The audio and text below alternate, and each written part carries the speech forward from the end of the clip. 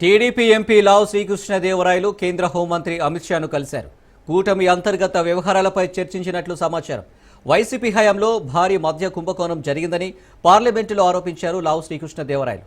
2000 కోట్ల మద్యం డబ్బు దుబాయ్ తరలించారని వ్యాఖ్యానించారు.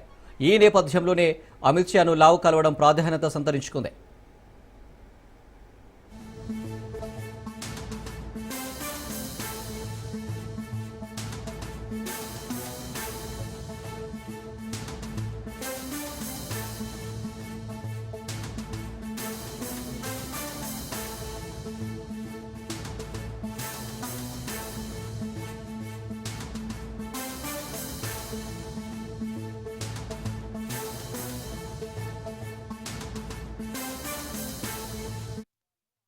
టీడీపీ ఎంపీ లావు శ్రీకృష్ణదేవరాయలు కేంద్ర హోంమంత్రి అమిత్ షాను కలిశారు.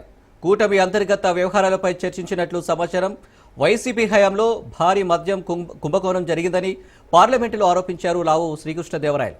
2000 కోట్ల మద్యం డబ్బు దుబాయ్ తరలించారని వ్యాఖ్యానించారు. ఈ నేపథ్యంలోనే అమిత్ షాను లావు కలవడం ప్రాధాన్యత సంతరించుకుంది.